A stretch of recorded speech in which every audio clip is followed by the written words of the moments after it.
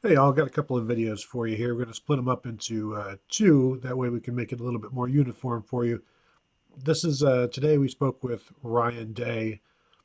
The first half of the first 12 minutes of the hour was spent talking about the signing day class and those sorts of things. And the rest of the time was spent talking about the Michigan game fallout.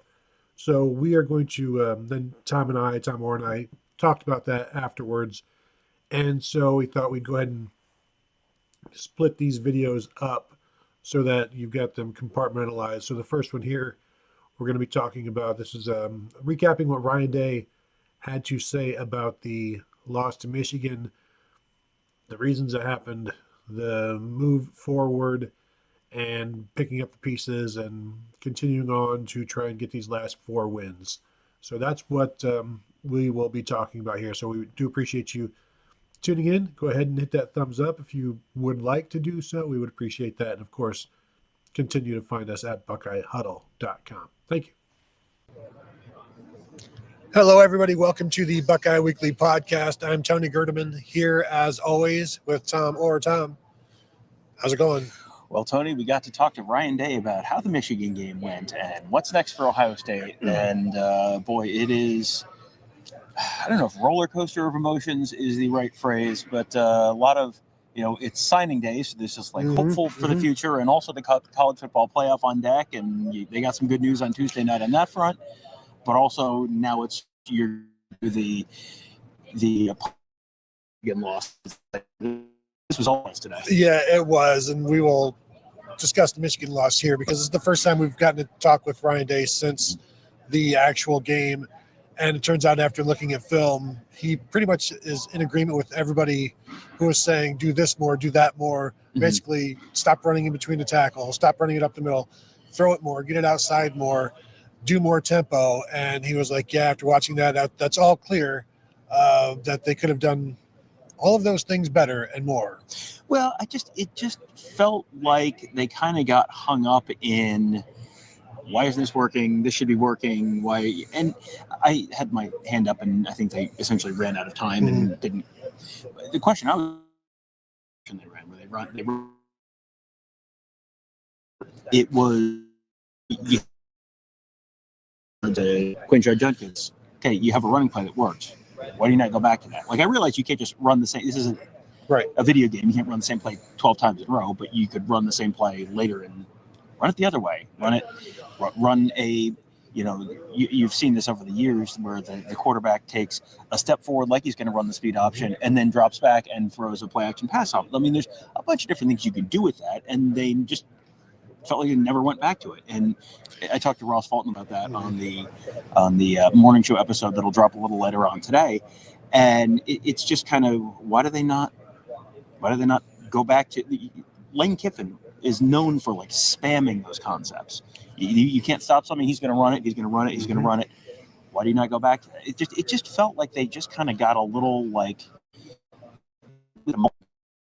I don't get too like what. They're not dumb. So what went wrong there?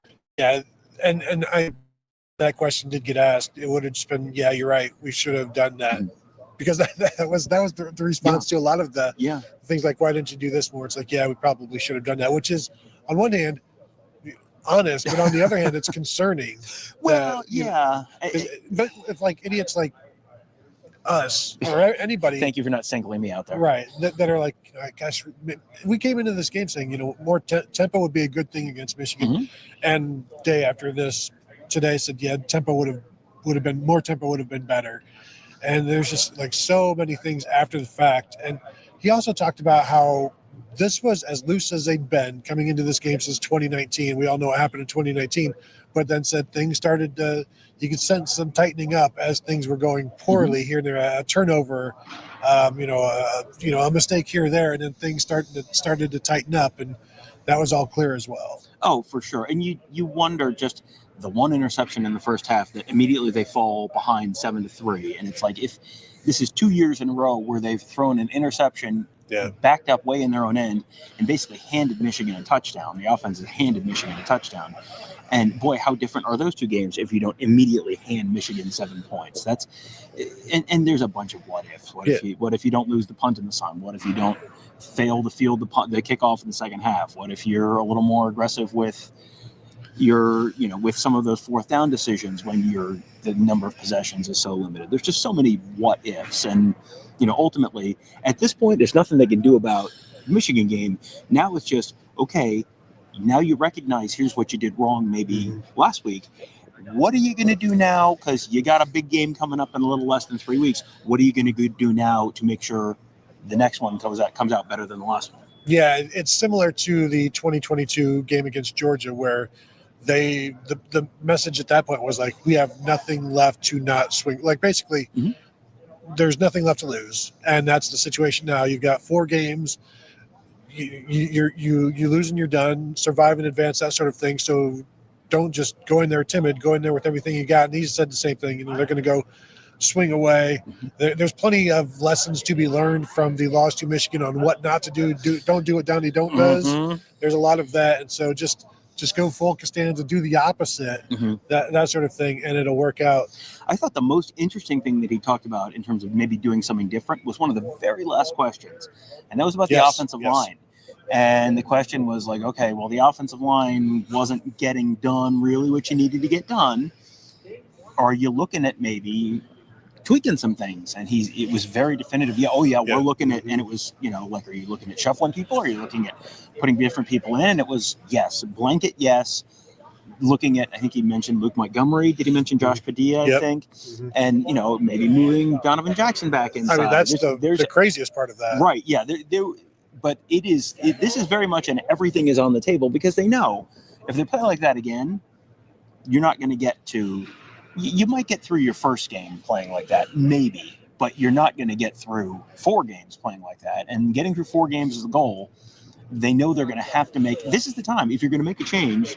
If you feel like they had is not good enough to get through 4 games, this is the time to make a change, because this is basically you're going into. You've got as much practice now as you had during spring ball, and that's when you're throwing all sorts of crap against the wall to see what sticks. This is a time when, okay, if you're going to move Josh Padilla to center, or you're going to move Donovan Jackson back inside, and maybe Zen Mahalski's back at left tackle, or whatever else, Austin Sierraveld's at left tackle. Who knows what they're going to try and do? If you're going to make that change, this is the time to do it, because you actually have some time. It's not you have 2 real practices and then a Thursday practice, and the game's coming up on Saturday. Yeah, and Dave did say they're going to get out on the field today and just move around a little bit. But yeah, the moving Donovan Jackson inside, and it was just like kind of a throwaway. Like, we're looking at everything, including that even. That to me would mean Zen Mahalski is back, but you've got to know that he's good enough to handle that once he gets back, and he's got to get back soon in order to get ready for that.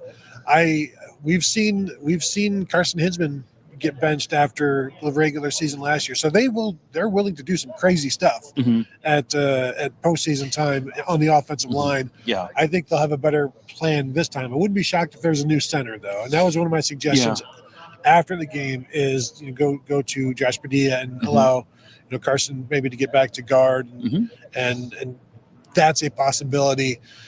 Based on the way they were playing and even watching that game. He even said that they were even thinking about it during the game, which is interesting to me, that they're like, this needs to be fixed. Should we do it now? I don't know. Let's just continue to run inside. Well, it's hard to make that change in the middle of the game, because that's like pulling Jalen Hurts and throwing in Tua Tagovailoa in the middle of that national championship game that Nick Saban did. If you do it and it works, you're a genius. If not, you're panicking, and you lost the game with this panicky decision. And that was not a game that Ohio State was way behind in. They were right there. So you understand why the inclination would be not to make that change right then if that hasn't been the way they practiced all week. Because the first time there's a bad snap, that's the entire post-game story is, well, you made a change there. Carson Hinsman was very good at guard. So putting Josh Padilla in at center, if they feel Josh Padilla is ready to play center at this level, you move Carson Hinsman to left guard, and are they looking to replace Tegra? Well, that's guard? Another question. Because I feel like that he has not been great. Do you move Austin Sierraveld to right guard? Do you put keep Searveld at left guard and move Hinsman to right guard? Do you move Donovan Jackson inside? And I mean, there's all these different ways they could sort of shuffle things. And I don't know that I look at any one thing and go, that for sure is the correct answer. But they have time to look and really work on a couple different combinations and see what really is going to be their best option. Yeah, you could throw out 3 different options and be like, okay, there's a 33% chance on this one, a 33% chance, because I don't know what the favorite would be at this point. I might side with the Josh Padilla center, and then maybe Austin Searveld has played right guard. We know he's mixed in there with Tager Shabola. Wouldn't shock me if he's in there somewhere, but Carson Hinsman at guard is something that has worked. So, and maybe Hinsman has a good next couple of weeks at center, and they're fine with that. But they're going to take a bunch of different looks at things, which I think is the first step. Yeah, that's the first step. And one thing that's annoying is, like, you can see the PFF grades and whatever on that, but when they lose, no one grades out a champion. So you don't know, hey, these 2 offensive linemen graded out as champions, but the other 3 didn't, which really tells you what they're really thinking. We don't know that because, after a loss, they don't give out Buckeye stickers. They don't award champions. It's just, nope. If you lost, no one gets anything. It's just hot dogs and hose water for the next 7 days. As a kid, that's perfectly fine.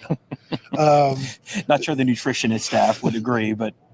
So one of the questions was about are the seniors excited about progressing into the postseason?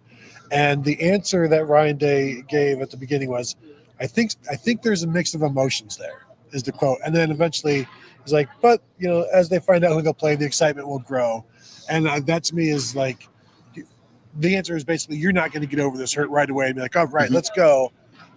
So especially as a senior, you've missed out on so many goals. And now it's like, yeah, well, we've already missed out on so much. What are the chances that you're going to wrap up this one? But once it becomes more tangible, then you expect them to pick it up. And that's it's almost like he says it's up to the leaders on the team to rise to the occasion and get everybody kind of ready, as well as the coaches. But the leaders really have to be like the emotional aspect of it.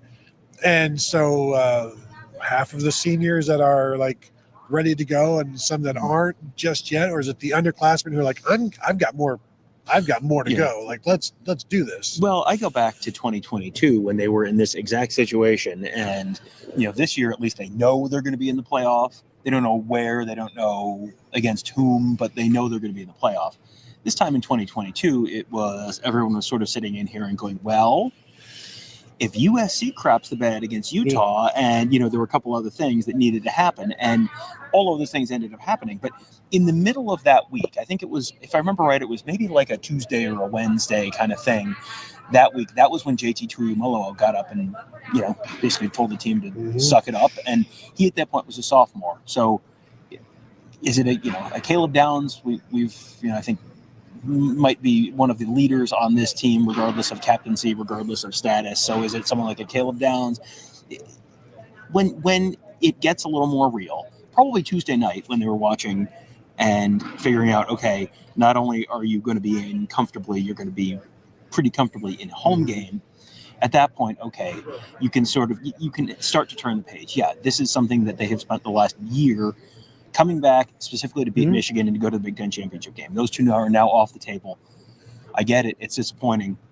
Continuing to mope about it is not going to make the next, that could turn the next 4 games into the next 1 game. And they're still, I'm sure this is not a big topic of conversation around here, but they're still second highest odds to win the national championship.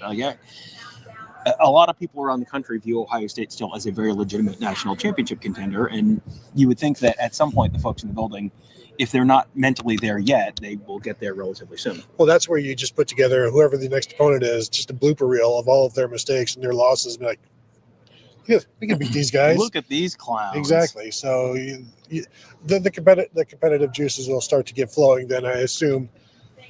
So that's the next 3 weeks into the future and beyond.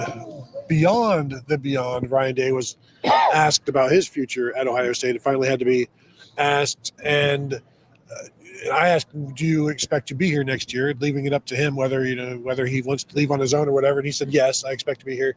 And then other people were asking, do you have the confidence that you can right this ship and that you can get this job done? Of course, yes, he does. But I thought it was important to get him on record, even though it's signing day. All kinds of coaches say all kinds of things on signing day. But Stan Drayton was planning to be at Ohio State. But if the questions aren't asked, then it's just assumed. So, so I thought it was important that he was given the opportunity to talk about his future, and he did, and seemed perfectly. He knows what the job comes with, and doesn't seem to be out the door at this point. But again, it's signing day. You can't be. Yeah, exactly. You're trying to keep the class together. You're trying to build the class potentially.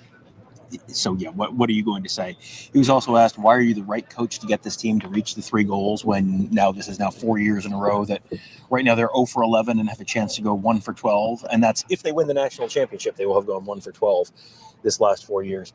He said there's not been one thing that has kept them from their goals. The culture is stronger than it's ever been. Players are here. They had a bad day. Quote, we have to move forward. And, that's the thing that's sort of maddening, I'm sure, for Ohio State fans, is it's not like it's just been one thing, and they always lose in the exact same way. It's just, a couple of years ago, boy, they couldn't stop Michigan.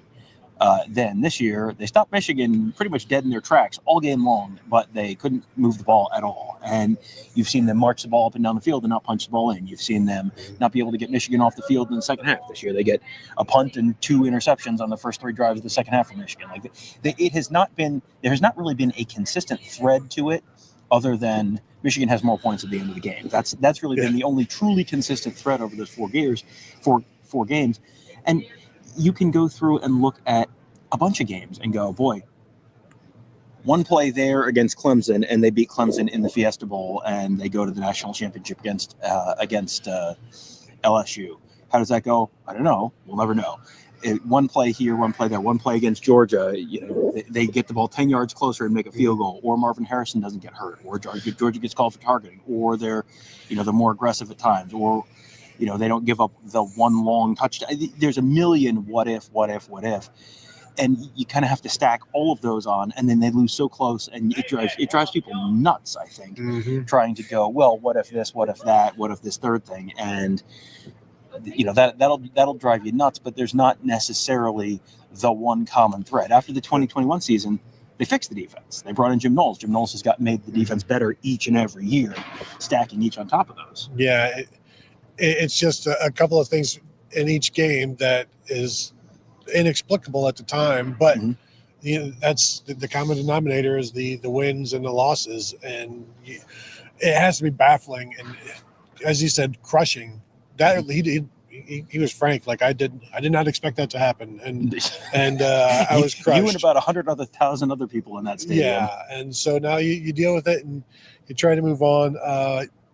Justin Frye was also asked about. Well, let's save that. Let's save that.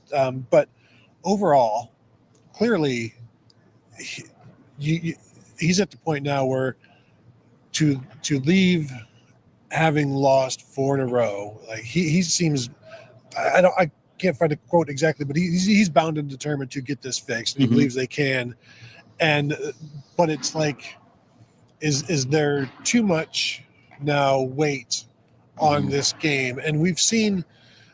Remember when we would talk about how miserable Jim Harbaugh seemed after losing 3 or 4 in a row, like 2018, 2019? Like, that dude just needs to go have some fun. He needs to smile. The entire program seems miserable. And then COVID happened, and then they came back as a different program, win or die trying, basically, but needing their happy warriors and things like that. Yeah. I'm wondering if you've started to see that here now, where it's like the misery index has risen, and you need to try to snap out of it. But even coming into this game, we talked about how loose he seemed, and he was. Right, he was, yeah. As you said, they were as confident and comfortable going into that game as they have been since 2019, and there's no reason for them not to have been. They had a personnel advantage this year, and you needed to have – I said I was probably standing here about this time last week, maybe on Tuesday and not Wednesday, but talking about how, what would it take? Well, you'd have to really have a cascading series of pretty significant failures, Oh. and that's Good news. That's what happened. We have a super chat. So there you go. A pretty honest and forthcoming Ryan Day, talking about agreeing essentially with many of the things that everyone has said during and after the game about what went wrong and why it shouldn't have. So that's Ryan Day after the Michigan game fallout. So thank you again all for tuning in. Hit that thumbs up before you go if you haven't. Subscribe to the channel if you have not yet done so. Hit the bell to be notified. And of course, continue to find us at BuckeyeHuddle.com. We would appreciate seeing you there. Thank you all. Talk to you later.